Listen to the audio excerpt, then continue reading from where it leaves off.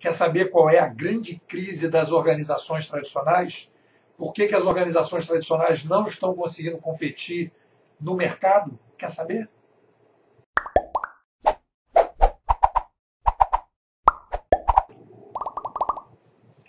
Recebi o convite de um cliente para falar sobre uberização.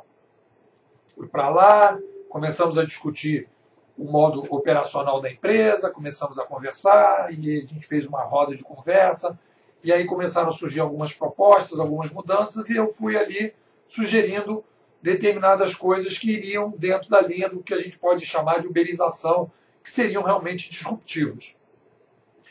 Aí um cidadão lá chegou para mim e falou o seguinte: mas isso que você está propondo vai contra a filosofia da empresa. E eu falei: exatamente por causa disso que é disruptivo.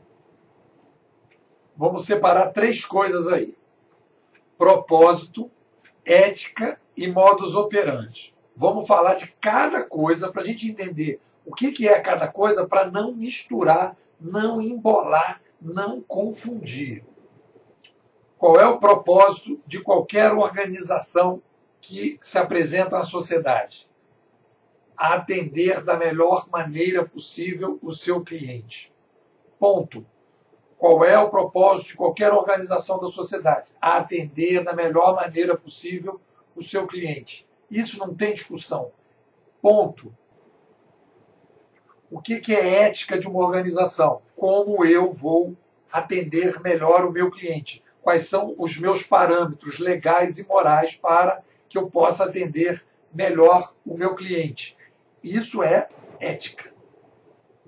Como eu faço que esses dois valores, o propósito e a ética, se deem na prática? Isso é o modus operandi. Eu vou, então, a partir do meu propósito e da minha ética, criar um ambiente organizacional, né? Criar uma estrutura organizacional em que eu vou ter produtos e serviços que serão oferecidos dentro desses parâmetros que eu defini.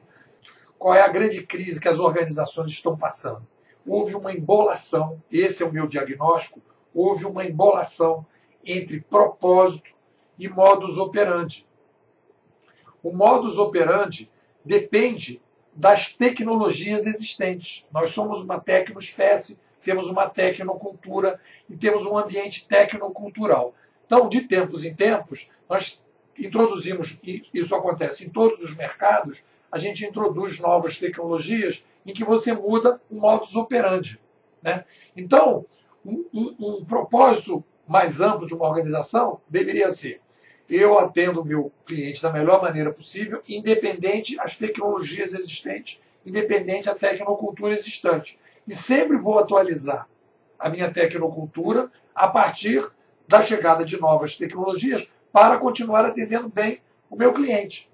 Só o que acontece? As pessoas se embolam. Vou dar o exemplo dos táxis, das cooperativas de táxi, para ficar mais claro isso aí.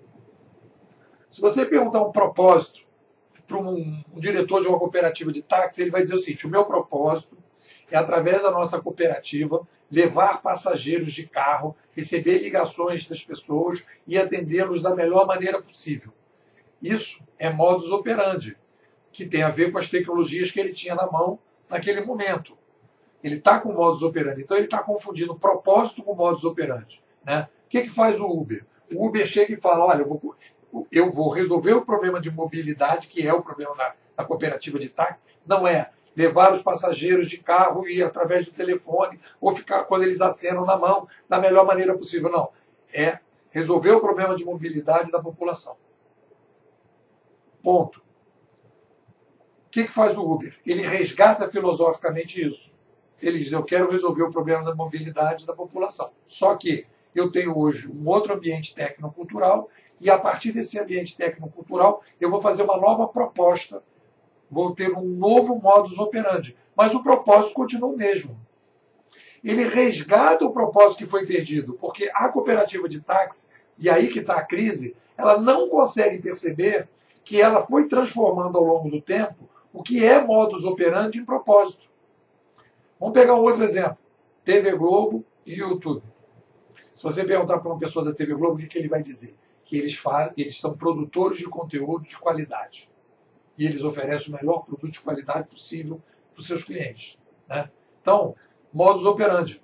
Qual é a demanda do cliente? Receber informações audiovisuais, né, para uma série de demandas.